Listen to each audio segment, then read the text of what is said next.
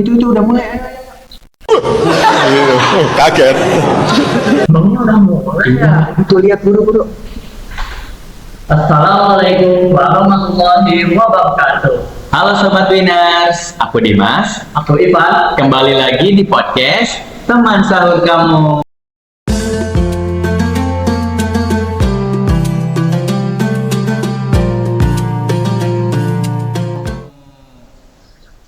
Van, kok kamu kayak males-malesan gitu sih? Emangnya aku malas-malasan ya? Lah, terus tadi apa? Tadi mah cuman ngumpulin tenaga doang ya. Alasan. Nah, Winners, jangan ditiru ya. Walaupun sedang puasa, kita tuh gak boleh males-malesan, harus tetap produktif. Betul gak, Van? Betul tuh Winners. Tadi tuh cuman ngisi tenaga doang. Alasan.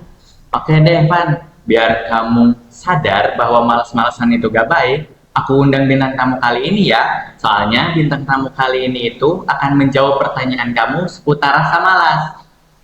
Emangnya bintang tamu kita kali ini siapa sih, Di? Nah, bintang tamu kali ini itu salah satu guru produktif dari jurusan TBSM nih, Van. Widih, jangan-jangan nih ada guru TBSM yang ikut podcast kita. Betul.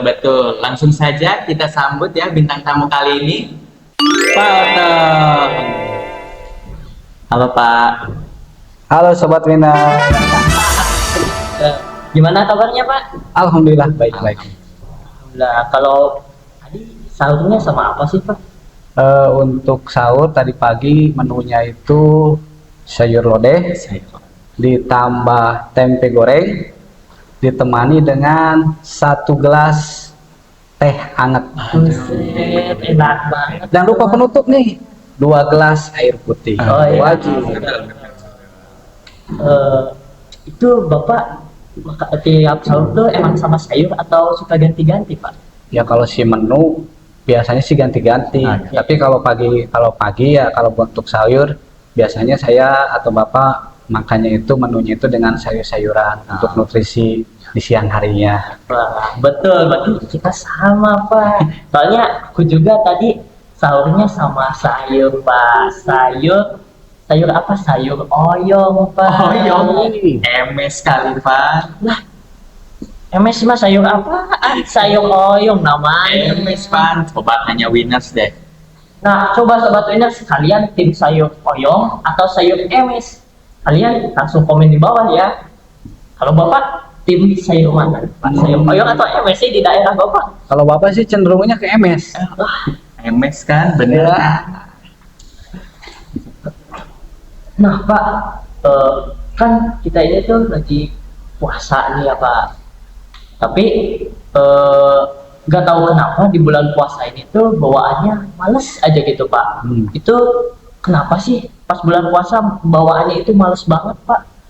Oke, kalau menurut Bapak pribadi sih, yang pertama rasa malas itu timbul karena diri pribadinya atau rutinitas setiap harinya gak dibikin agendanya. Yang kedua, kalau memang di bulan suci Ramadan ini, ya emang kebanyakan rasa malas itu atau malas geraknya itu emang udah menjadi kebiasaan. Betul.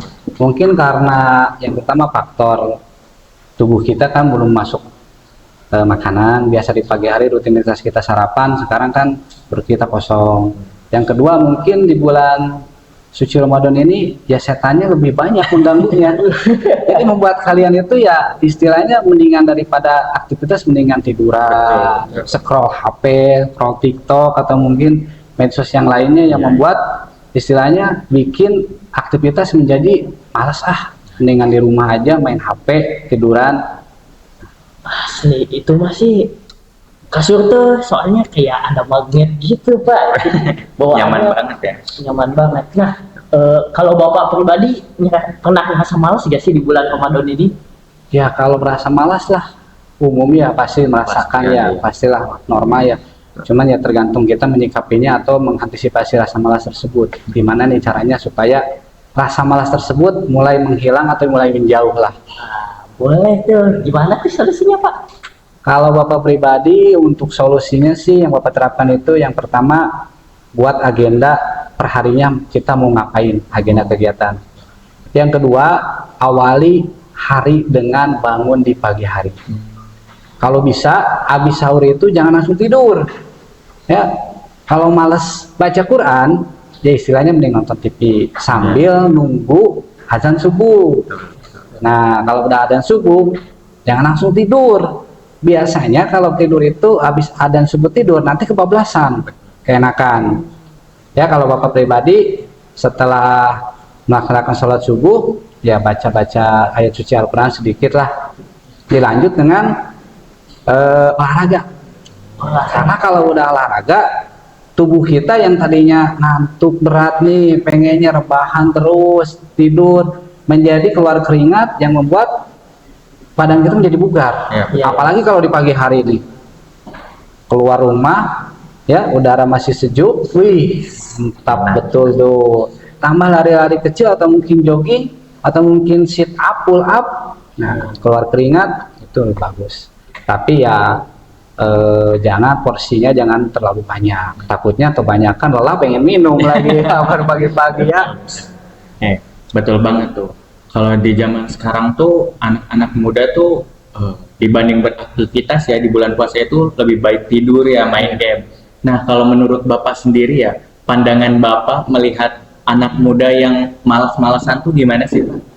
Ya justru itu tuh yang bikin Bapak miris itu melihat zaman sekarang atau generasi sekarang itu ya, kalau bisa dibilangnya generasi Z ya. Itu lihat tongkrongannya aja, yang Bapak lihat itu di tongkrongan sehari-hari ya, di lingkungan itu banyak yang istilahnya nongkrong sambil bawa HP masing-masing ya. Orangnya banyak, nongkrongnya banyak, ada sampai 5 orang bahkan 10 orang, cuman ya dia ambil bawa HP masing-masing. Nah, yang diisi atau yang dilihat di HP-nya itu adalah permainan lah, FF lah, lah. Nah, yang membuat mereka itu kasihkan sendiri. Ya. Istilah katanya percuma nongkrong kalau cuma buat main HP masing-masing. Betul. Ya, itu masih mending ya nongkrong, kan interaksi lah istilahnya. Nah, yang bikin Bapak lebih miris itu banyak anak-anak sekarang itu yang terlalu betah di rumah. Terlalu betahnya karena dia itu asik dengan HP-nya sendiri. Bahkan untuk interaksi dengan teman, bermain dengan teman, mereka aja malas. Yang membuat istilahnya udah kecanduan kali ya. Itu yang Bapak khawatirkan. Yang mungkin berdampaknya itu nanti kelak setelah mereka lulus sekolah. Nah, itu yang Bapak bikin mirisnya. Karena lulusan SMK Sobat Winners ya, udah pasti yang namanya lulusan SMK keluar sekolah itu harus siap kerja. Dibarengi dengan atau dibekali dengan skill di sekolah kita ini. Ya, untuk cewek-cewek kan banyak juga ya yang masuk ke industri tekstil ya. Untuk cowok kan industri otomotif lebih bagus, atau mungkin mereka bisa berwira swasta yang notabene itu harus didasari dengan rasa yang siap untuk bekerja ya, dengan tekad, dengan semangat ya. Kalau anaknya malas, kebiasaannya di rumah, kebiasaannya main HP, menghabiskan waktu seharian, nanti di dunia kerja gimana?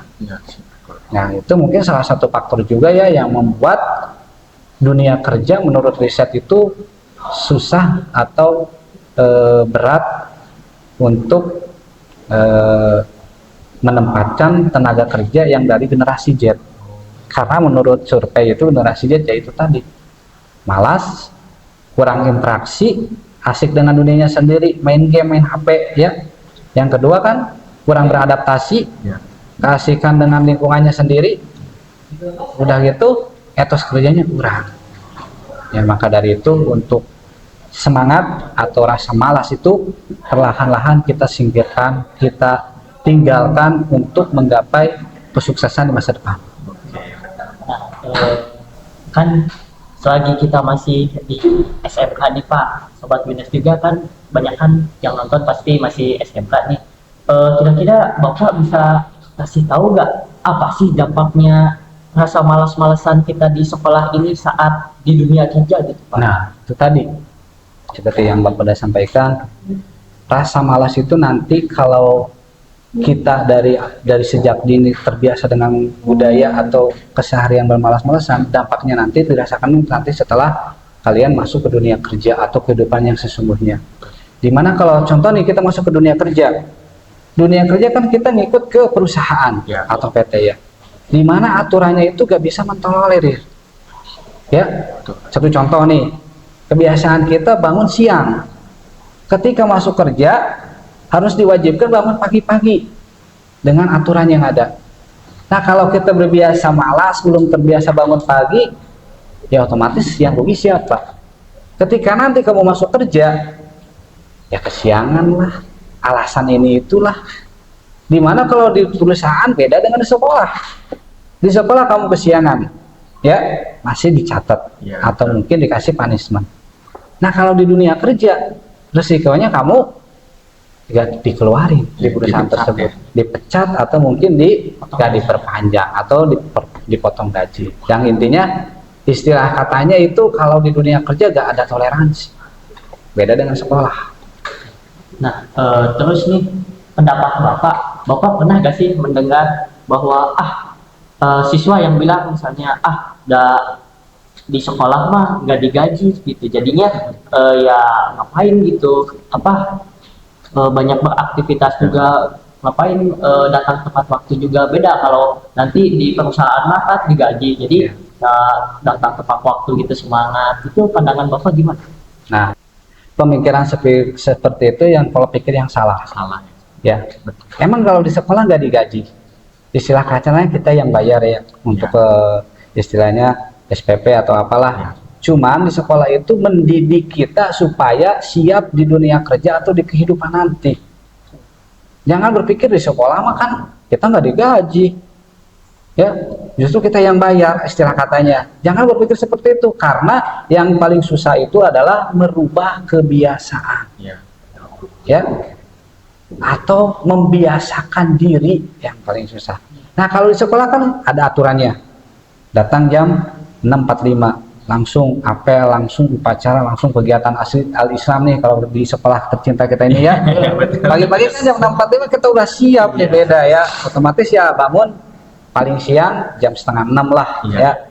Nah kalau di dunia kerja kan ketika kamu keluar dunia kerja, langsung ke dunia kerja jam 7 masuk, nah kita kan istilahnya nggak usah ribet lagi. Orang kita di sekolah juga kita masuknya jam 6.45 atau mungkin jam 6.30 kita udah standby di sekolah kan. Udah gitu seragamnya harus sesuai aturannya, atributnya. Nah kita kan di sekolah udah dibiasakan. Kalau salah kita dihukum, kalau kita berprestasi ya kita kasih reward atau hadiah. Nah ini nanti yang menjadi bekal kalian nanti masuk ke dunia kerja atau masuk ke kehidupan yang nyata nanti setelah kalian lulus. Apalagi buat para cowok-cowok nih, sobat miners. Cowok itu fitrahnya itu menjadi seorang imam. Ya. Dimana seorang imam itu harus bisa menafkahi anak dan istrinya, jelas kan? Jangan minta sama orang tua. Beda cerita kalau kalian udah nikah nanti ya. Bapak berbicaranya jauh ya, menurut pengalaman.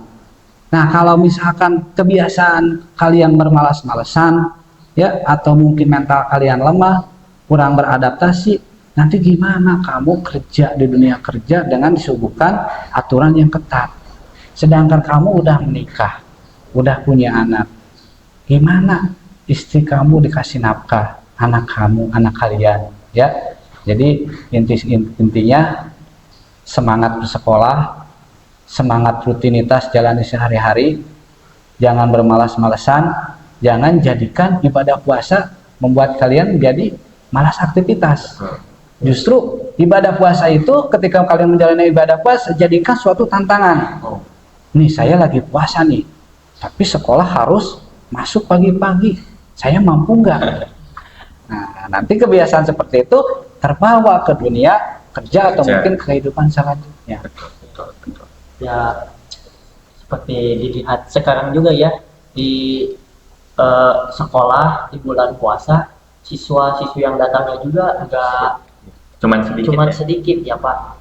Itu pun di sekolahnya kan yang tadinya harus pulang jam 2, jam 1, sekarang dikurangi ya porsinya, jadi cuman jam 12, jam 11. Itu pun istirahatnya juga lumayan banyak. Nah, kalau di dunia kerja nih Pak, pas bulan Ramadan itu si porsi pekerjaannya itu dikurangi atau tidak Pak? tergantung si perusahaannya sih atau PT-nya. Cuman kebanyakan ya aturan itu istilahnya global atau menyeluruh. Gak mungkin kan memihak ke satu agama atau satu komunitas tertentu kan, yang otomatis kebijakan ada, cuman aturannya gak terlalu baku. Yang dimana ya kembali ke kitanya, kita sebagai tenaga pekerja atau tenaga ahli atau tenaga yang bekerja di perusahaan tertentu, ya kita harus berani mengikutinya. Mau aturannya diperingan, mau tidak, ini lagi puasa Pak, minta jam kerjanya dikurangin. Nah kalau yang lain gimana? Ya maka dari itu, meskipun ibadah kita, hari-hari kita lagi ibadah puasa, jalani hari-hari seperti normalnya. Jadi ya seperti yang Bapak tadi sampaikan, bahwa mau bulan puasa atau hari-hari biasa, kita tuh harus tetap semangat ya Pak. Betul. Harus Betul. tetap disiplin, karena manfaatkan selagi kita masih di sekolah. Beda lagi kalau kita sudah di dunia kerja, seperti yang tadi Bapak bilang, di dunia kerja itu nggak ada toleransi sama sekalinya. Kalau di sekolah mah misalnya datang kesiangan ya paling cuma dicatat terus dikasih tahu. Kalau di dunia kerja mah enggak ya kan ya Ya, Pak, enggak. bisa potong gaji, pengurangan masa kerjanya, bahkan bisa sampai dipecat ya Pak. Iya. Jadi saya yang mengajak sobat Winas buat ayo mulai produktif dan belajar disiplin sejak dini, pun kita masih di sekolah. Betul. Jadi jadikanlah masa-masa sekolah itu masa-masa sebagai pembiasaan diri Nah, kalian betul. untuk mempersiapkan diri kalian untuk nanti melanjutkan ke dunia kerja, begitu ya.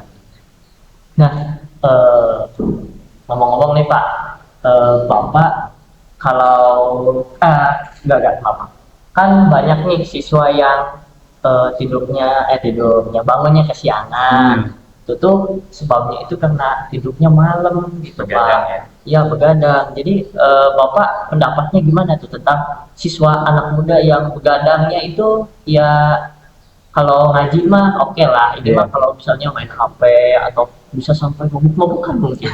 Iya. Iya, menurut Bapak sih ya itu memang harus perlu dihindari, dijauhi kalau bisa. Ya, Ya. kalau bisa dijauhi, ya emang lah. Bapak juga istilahnya gak terlalu gimana ya melarang untuk berhenti dari kehidupan seperti itu. Emang yang paling susah itu merubah kebiasaan. Betul. Cuman pola pikirnya dirubah ya. Kita kalau bulan puasa oke lah, tidurnya malam mungkin karena nongkrong atau mungkin ikut kegiatan obrol-obrol. Ya, obrolnya. Nah, tapi jangan lupa ada kewajiban yang harus kalian tunaikan sebagai pelajar. Ya betul Sobat Minar. Sebagai pelajar kalian harus tahu, nih kita malamnya ikut ngobrol, besok kan mau sekolah. Gimana cara mengantisipasinya? Jangan sampai semalamnya aktivitas ngobrol atau nongkrong ya. Kalau ngobrol masih mending, ya Bapak takutkan nongkrong yang mengacu ke kegiatan-kegiatan yang anarkis ya. Nah, apalagi sekarang lagi ramai itu perang sarung tuh. Ya awas tuh, awas ikut-ikutan Ipan, awas ya. Awas tuh, bahaya tuh. Nah, kan kalau ke perang sarung kan yang menciduk langsungnya langsung dari polsek bahkan Polres ya. Nah, untuk antisipasinya gimana nih untuk biar gak kesiangan? Ya mungkin dari cara tidurnya. Mungkin kalau ngobrol kan mungkin mulainya jam 1-an lah. Ya. Mungkin habis terawih atau jam 10 kalian istirahat dulu 1 jam 2 jam. Nah, kalau udah waktunya ngobrol baru bangun ngobrol. Ya. Terus kalau bisa, kalau udah pulang, udah sahur, jangan tidur. Ya. Karena nanti kalau udah tidur ya biasanya kebablasan. Gitu. Kalau menurut Bapak sih. Ya intinya untuk kegiatan-kegiatan yang anarkis, apalagi kalian status sebagai pelajar ya. Karena kalau kita udah masuk ke dunia kriminal berkaitan langsung dengan kepolisian, ya sekolah udah gak ada toleransi. Kalian langsung dikeluarkan. Ya kalau bisa saran dari Bapak hindari atau mungkin berhentilah. Kalau bisa keluar dari circle tersebut. Ya, jangan sampai kalian pengen berhenti, kalian pengen berubah, kalian pengen merubah kehidupan kalian, tapi circle-nya di situ terus. Itu bikin susah.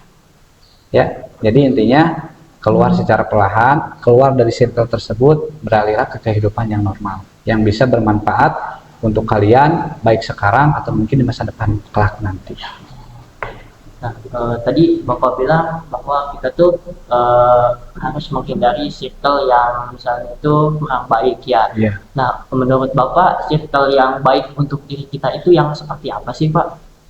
Ya, kalau menurut Bapak sih, yang pertama itu bisa mengajak kita ke hal yang positif.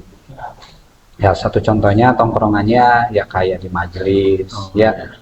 Nah, kalau di Ujung Jaya kan suka ada pengajian, Ya. komunitas, masuk ke komunitas itu. Ya, meskipun kita masih awam, tapi kalau kita di ruang lingkupnya komunitas atau grup-grup kayak keagamaan tersebut, lambat laun kita masuk. Yang otomatis membuat pola pikir kita menjadi mengikuti komunitas tersebut. Ya. Oke. Nah, kita Ipan mau nanya nih pendapat Bapak tentang siswa di SMA Kawin. Ipan juga tahu ya bahwa siswa di SMA Kawin itu banyak yang mempunyai kelebihan, banyak ya, yang betul. mempunyai bakat, tetapi mereka itu kayak apa ya? Kayak kurangnya percaya diri sama ya yang tadi kita bahas, yaitu kadang ada aja rasa malasnya gitu, Pak. Menurut Bapak, betul gak sih siswa SMA Kawin itu banyak kelebihan tapi karena ada kekurangan jadi terhalang kelebihan tersebut? Ya, kalau menurut pribadi Bapak sebagai seorang guru ya di jurusan TBSM, melihat karakter anak-anak secara individu, Bapak lihat itu ya emang banyaklah anak-anak di SMK yang mempunyai skill, terutama di jurusan TBSM ya, skill. Cuman mereka itu terhalang yang pertama dari circle. Secara individu anak ini punya skill nih, terutama di bidang otomotif. Cuman circle-nya atau lingkungannya itu gak ada yang tertarik di dunia otomotif. Yang akhirnya istilahnya prospek atau grafik untuk skill individual di otomotifnya lambat. Ya. Nah, yang antisipasinya gimana? Ya mungkin selain ya kalau kita keluar dari circle tersebut kan agak susah juga ya. Yang mungkin tips Bapak sih ya yang pertama di medsosnya atau mungkin di media sosialnya ngikutinya atau buka-bukanya informasi tentang otomotif. Terus yang kedua ya mungkin lebih dimaksimalkan lagi di sekolahnya. Kalau merasa tertarik terus perdalam. Apalagi waktu praktek nih yang perhatikan, jangan terhalang atau terpaku sama waktu KBM. Waktu praktek udah habis nih, cepet-cepet beres-beres pengen pulang. Kalau masih punya potensi, pengen tertarik, pengen bisa, silahkan. Dari pihak sekolah, terutama Bapak sebagai guru produktifnya, ngasih kebebasan. Asalkan nggak mengganggu yang lain.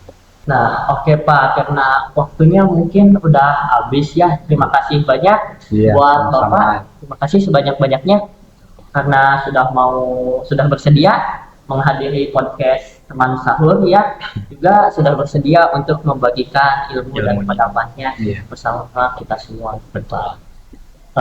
Mungkin cukup sekian ya episode kali ini karena sebentar lagi sudah mau masuk waktunya imsak, betul gak deh? Betul. Mungkin cukup sekian dari kami ya. Saya Ivan, Saya Dimas. Saya Otong. terima kasih. Sampai jumpa di podcast selanjutnya. Jangan lupa sahur di podcast teman sahur kamu. Dadah.